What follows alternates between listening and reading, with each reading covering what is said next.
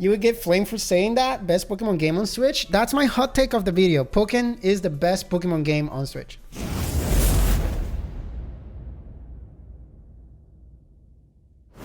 Today, we are ranking every single Nintendo Switch exclusive game ever. Disclaimer for YouTube, if I say a game that you like is bad, it's okay. You can still enjoy the game. I am not preventing you from enjoying the game. If a random dude on a video saying this game is bad prevents you from enjoying a game, then the problem is not the dude in the video, it's something else. Disclaimer for YouTube, if I say a game that you like is bad, it's bad. I am preventing you from enjoying the game. This game is bad. The problem is not the dude in the video, it's the game. And now you're gonna say, Scorchy, if you haven't played a game, how do you know if it's good or if it seems bad? Well, I mean, there's demos, there's gameplay. You can go on YouTube and watch a let's play and kind of get an idea of what the game is like, you know? And that's why I use the word seems, because it seems, not because it actually is good or bad. It's because for what I can gather, it seems either good or bad, but I don't know because I haven't played it. But it's just for what I can gather with the information available in the World Wide Web. Let's start with ARMS, actually. ARMS, it's one of the earliest Nintendo Switch exclusives. Brand new IP for the Nintendo Switch. And I gotta say that it is unfortunately a bad game. The game is incredibly one-dimensional. ARMS is not a competitive fighting game. We all know this, just like Smash Brothers. Smash Brothers, in theory, as a package being sold to you, is not a competitive fighting game. ARMS, however, only has one thing that you can do. It's either 1v1s or 2v2s where you just throw punches at each other and that's it. And then there's the novelty of switching, you know, your fucking arms. While Smash has like 1v1s, 2v2s, 8-player Smash, items on, items off, event Smash, multiple stages, big stages, small stages, stages where you have to play mini games like WarioWare, fucking different story modes, tournament mode, all this shit that ARMS doesn't have. ARMS as a fighting game, it's incredibly bare bones. It controls like ass with the motion controllers. It is a little bit better with a Pro controller, but the fact that you need a Pro controller for it to become a little bit more decent, it's crazy. However, I think, and I've always been a proponent, that ARMS should really get a sequel. I think there's a lot of things in ARMS that have potential to make it a good game. You know what? We are going to do Splatoon 2, another recently newish IP for Nintendo. Really good game in my opinion, but I also know that I'm biased because I like this kind of games. Splatoon 2, huge in Japan as well. I think it's a lot of fun. Definitely one of the best online multiplayer experience on the Switch as far as it comes to original games. Exclusive A for fans of. For fans of online multiplayer games, fun shooting games, and you know, just like very hectic dynamic games like that, team comp games, all that kind of stuff. If you're a fan of those things, Splatoon is for you. Donkey Kong Country Tropical Freeze. So far, I've played a couple of levels. It seems good. I'm having fun with it. Very solid 2D platformer. Some of the assistant characters are kind of broken in this game. The Cranky Kong is absolutely fucking busted, and Dixie Kong makes the game very easy as well. But at the same time, you get hit 2 times and they're out. So far, it seems very good. I like the music. I like the graphics. I like everything, but I haven't played enough of it to fully put it on the tier list. So far, I haven't played, but it seems so far it seems very good. I'm having fun with it. Tetris 99, easy, really good. Easy. Why? One, if you have the online, which most people have, I'm gonna assume most people have the online on, it's free. No brainer. So there's no investment that you have to do to play it. Tetris is super fucking addicting as hell. It'll make you rage. It'll make you big brain. You'll have a lot of fun with it. I still think it should have more things like I wish you could just create like private lobbies and all that kind of stuff in it. I understand that that's not the kind of game that it's trying to be, but hey, it's a lot of fun. It's free if you have the online. They're always updating it with new stuff. I haven't played it in a while, but I know there's been like events and stuff that's been updated into the game. I think it's really cool. You can do private lobbies now. You can. There we go. There we go. So I think Tetris 99 is really good, and if you have the online, it's a no-brainer. Let's talk about Pokemon. If you have watched my channel before, we did a video about ranking every single Pokemon game out there.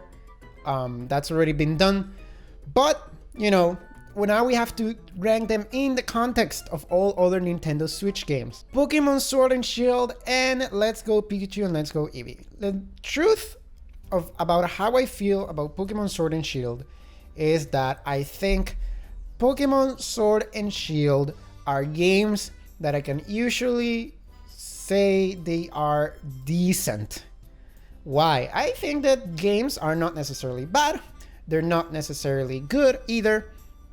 I think that in the context of a Switch collection, they're okay. It's not gonna be the best game on your collection. It's not gonna be the worst either. You'll beat it, you'll have some fun. Most people are not even gonna probably get the DLC, and I think the DLC really is what's going to make this game even better down the road, even though the first part of the DLC was pretty disappointing and pretty boring in my opinion. I feel like the second part seems to have like special raids and legendaries and more stuff that might potentially make it even better. But for now, it goes into B for decent as well. Let's talk about Let's Go Eevee and Let's Go Pikachu. These games are complicated. I'm very conflicted about these games. I think like these games were so close to being very, very, very good. But the things that prevent them from being very good are also like big things. Like one of them, like the whole catching mechanic, the whole thing about, you know, no wild battles, no held items, no like weird, not IVs, and like the stat system is all whack. The candy system is kind of weird and I don't like it either. I think it's not intuitive. Obviously they were trying to make it like as Pokemon Go, no abilities, but there is Mega Evolution. The game is very pretty. I think graphically it looks way better than Sword and Shield. It plays better than Sword and Shield. The following Pokemon are better than in Sword and Shield. It's Kanto, so it's a great story to like revisit because it's like a classic. And here is the thing, I would say for fans of Pokemon Go and Pokemon boomers who want to relive the Kanto days, I would recommend Let's Go Eevee and Let's Go Pikachu over Pokemon Sword. Must-haves for single player games. If you have a Switch and you like single player games, you need to play Legend of Zelda Breath of the Wild, and you have to play Super Mario Odyssey. I'm not gonna spend too much time here. There's a million video essays that will tell you why these two games are really good. I'm just saying, if you have a Switch and you wanna play single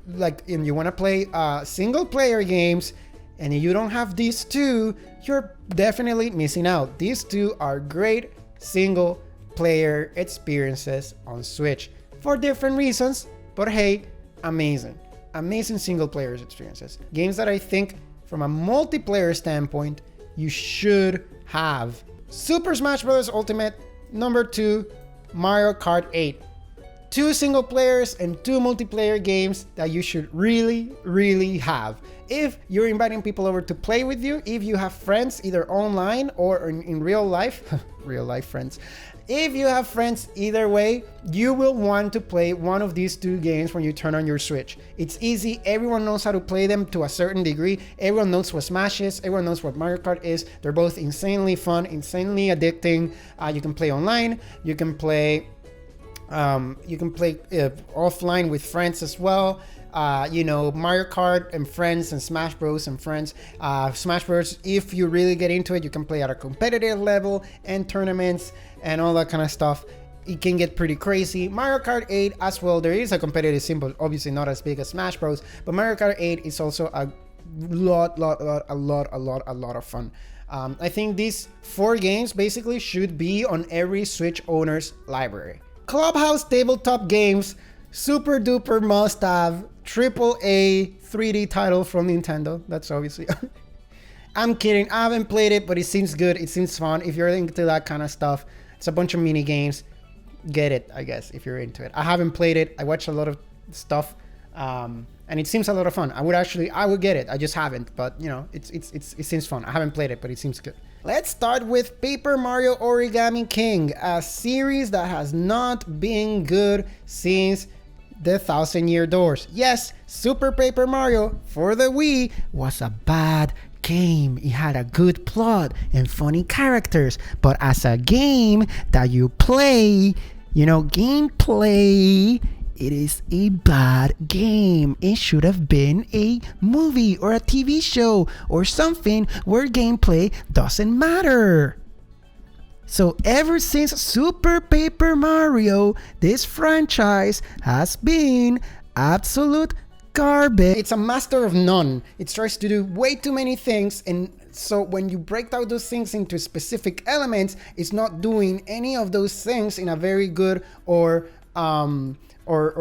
mind-blowing game. So the RPG elements are not great because it's not trying to be an RPG. The puzzle elements are not great because it's not trying to be a puzzle game. The adventure elements are not that good because it keeps on trying to be other things at the same time too. And so if you want a good puzzle game, go and get a good puzzle game. If you want a good RPG game, go and get a good RPG game. If you like a good, you know, story game, get a game with a better story. I feel like Paper Mario is just trying to do way too many things at the same time, and it fails at being a highlight in any of those things. Next up, let's do a couple more haven't played seems bad. Let's get some angry comments. Pokemon Dungeon, Mystery Dungeon. I played the demo. I almost fell asleep on my controller. To be fair, I only played the beginning of it, but the story, you know what? The story is very bare bones. I don't think the writing is very good. It's not a well-written game. All right, whoever the editor ends up being for this video, put Super Mario Party for the Switch, and haven't played seems bad because it does seem pretty bad. I haven't played it, but everything about it, even the online that they fucking tried, like, if you're gonna do online on Mario Party, there's a good way to do it and it's a bad way to do it. They did it the bad way. The mini games are all super fucking lame. There's all these like super gimmicky shit of like put all your switches on the table and start linking them and stuff. It's only fun once you play it once in a while, yeah, but it's not nearly as good as, you know, previous Mario Party installments have been. So Mario Party, haven't played seems bad. Marvel Ultimate Alliance, that's basically a fucking PS3 game on the Switch. It seems pretty uncreative and very silly. I don't even know it's a Switch exclusive. I feel like it eventually loses its exclusivity. I haven't played it, seems pretty bad. Not my kind of stuff, to be honest. I don't see myself recommending that game to anyone under any context. Fuck this Bakugan game. We all saw the direct. That shit is garbage. Screw you, Bakugan. That game looks terrible. Actually, like, laughably terrible. I remember watching the direct where they announced it, and then they're doing, like, gameplay on it, and I was like, this actually looks fucking terrible. I don't think it's even out yet, but I don't even have to see anymore. I've seen enough. Astral Chain, I haven't played, but it looks amazing. I just haven't got into it. I want to play it, and I'm eager to check it out. Octopath Traveler. Not a Switch exclusive anymore. This game is on PC. This list is outdated. This is not a Switch exclusive anymore. I have it. I played the demos. I fucking loved the demos. I can't wait to play this game. It's on my backlog currently. It looks really good. I just haven't played it yet, so I can give you a huge opinion. Yoshi's Crafted World. Let's be honest. Nintendo... It's I don't know what they're doing with the Yoshi franchise. I feel like Nintendo in the early 90s, you know, SNES era, they've kind of fell in a trap of making a lot of games just 2D platformers with a twist. So you had Mario, which is a 2D platformer. Then you had Yoshi, which was a 2D platformer where you throw eggs, so you have more projectiles, and so it's a little bit more puzzle based. And you had Kirby, which was a 2D platformer, but you change different powers. Absolute garbage. Demon Ex Machina. That game sucks. I know the developers really tried to make this game fun. They really tried, and also not a Switch exclusive anymore either, if I'm correct. I think this came out on Steam. They tried. I played all the demos. They try to fix problems with the game, but at the end of the game, at the end of the day, if a game is not fun, it's really fucking hard to make it fun. Mario Live Home Circuit. Let's be honest, it looks like a gimmick. You're gonna fucking buy this thing with all this plastic, put it around your house maybe once or twice until your mom tells you to pick up your toys, and then you're gonna be too lazy to ever set it up again. I don't know why this is being put out. I guess it's gonna make a lot of money for Nintendo. Luigi's Mansion 3, I haven't played, but it seems really good. If you're a fan of Luigi's Mansion, play that. Actually, I wanna do all the haven't played. What is this game?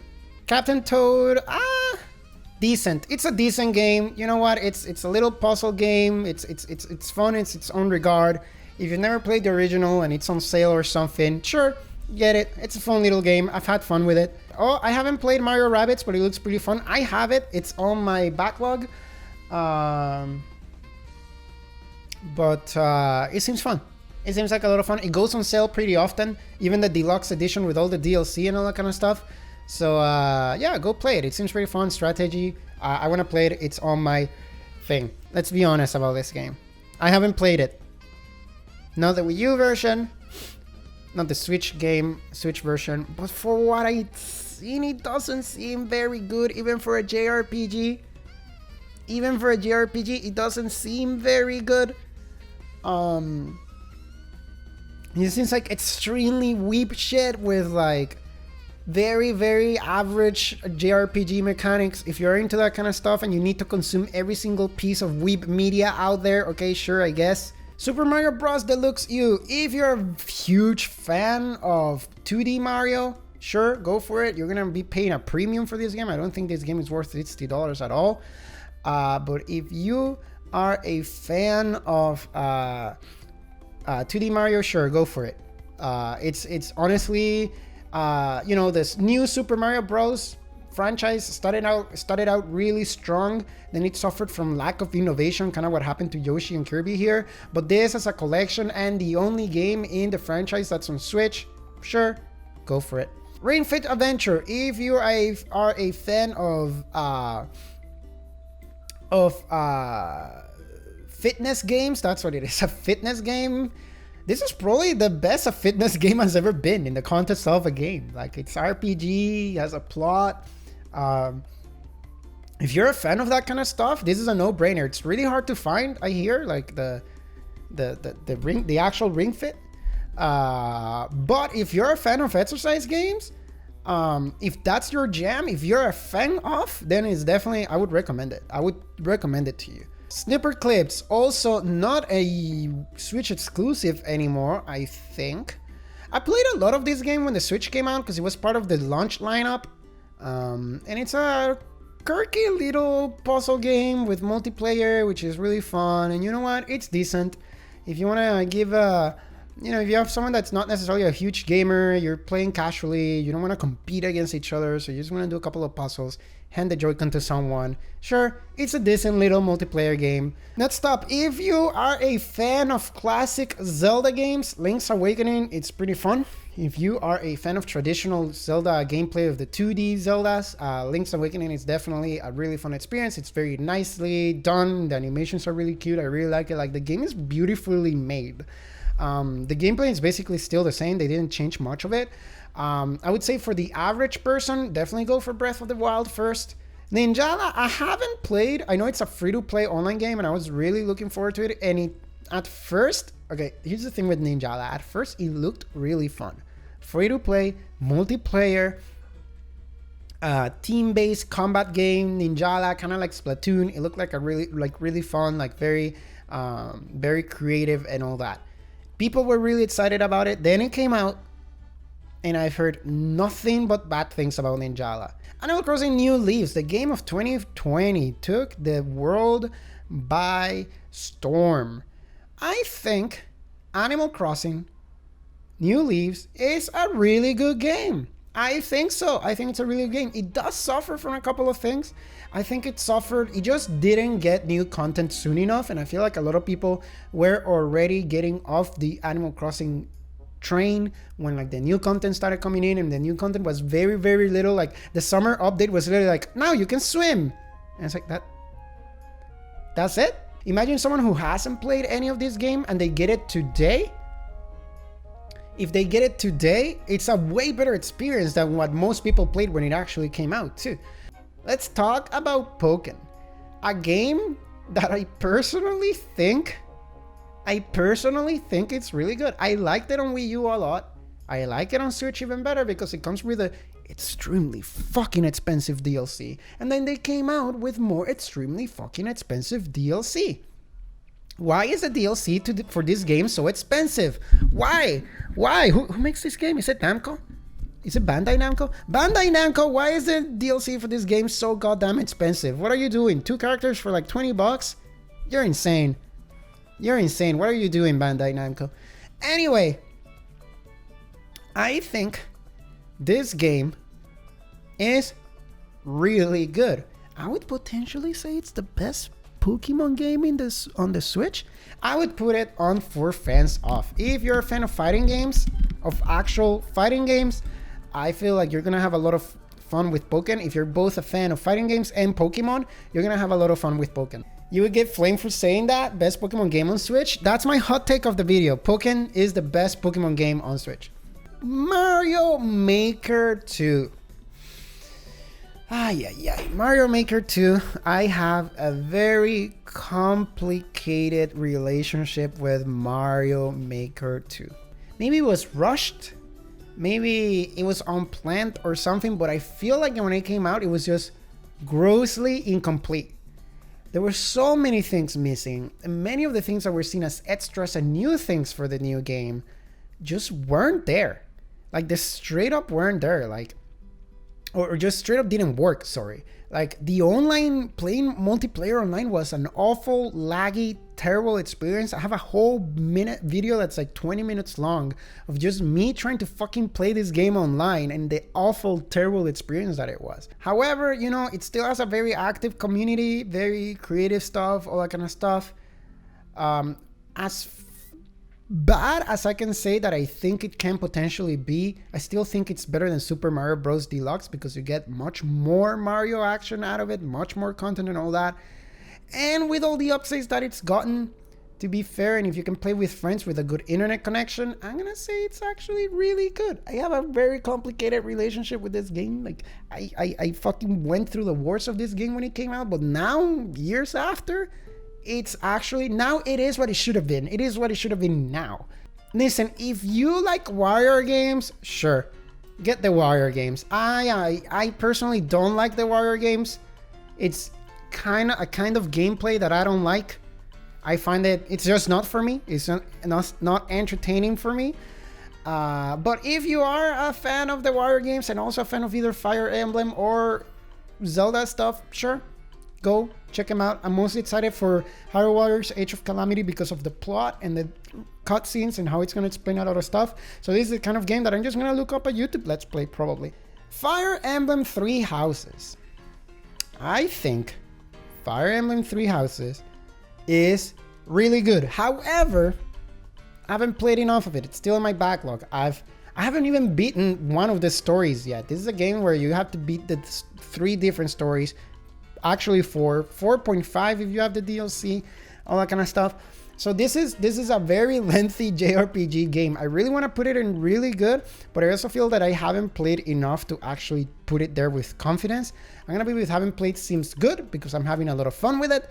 I just really need to pick it back up and finish it. Maybe really good if so far it seems like it will happily fit in really good, but just know that I'm putting it here because I haven't gotten through enough of it yet. Super Mario 3D World All-Stars. Now, how am I rating this game? This is the hot topic of the internet right now.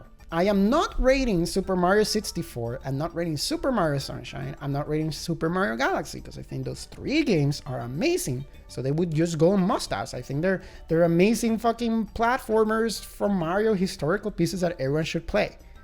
I am rating it as a collection of games that have been out in some cases almost 30 years, and we're still getting the same fucking experience. I was so disappointed to see how these ports were made. There's fan-made ports of Super Mario 64 that run better than what Nintendo themselves is selling to you at full price on a limited release, so that it's also gonna be super hard to find physically. If you want the physical version, fuck you, all the scalpers have it, and it's bad. Remember the first All-Stars games? The 2D All-Star games had like redone graphics for everything. They remade the games. It was a great collection.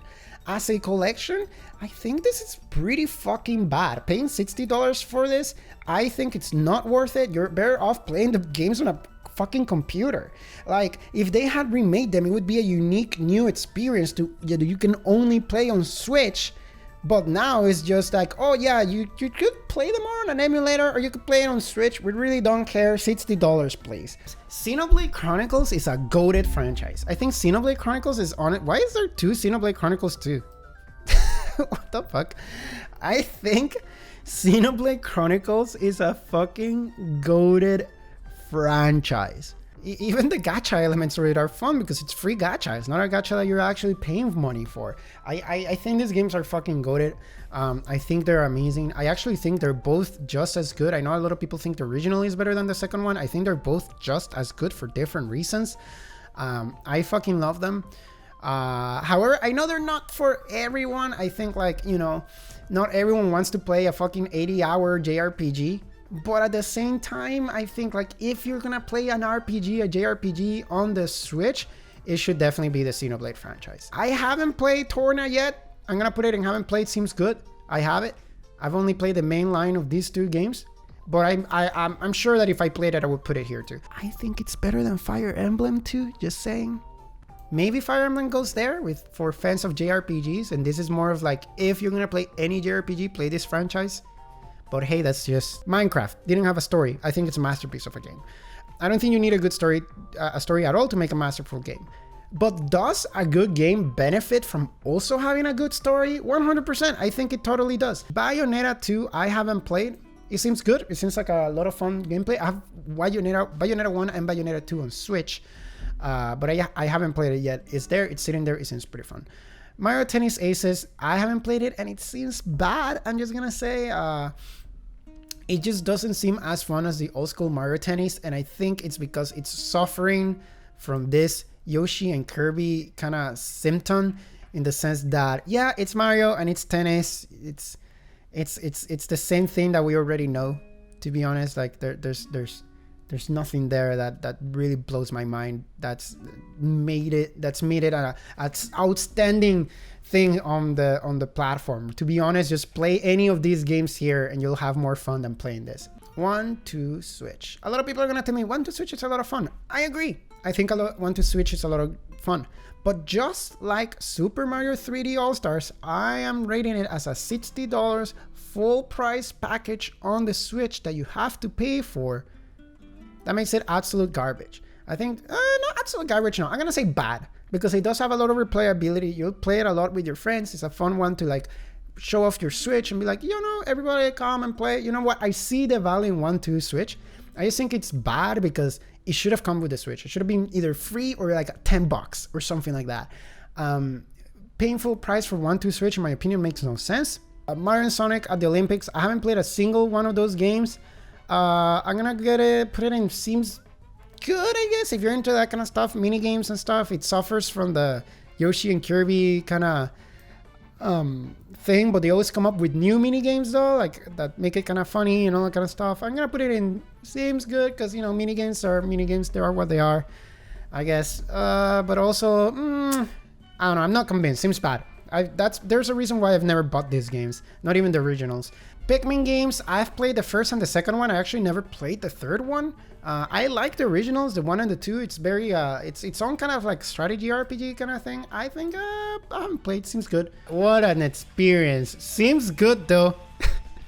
Super Mario 3D World with Bowser's Fury. Listen, I know a lot of people didn't buy a Wii U. I played this game. It's fun. I think it's for fans of Mario. If you're a fan of Mario, you're gonna have fun with this game. If you didn't get it on the Wii U, sure, get it on the Switch. Plus, it comes with new stuff.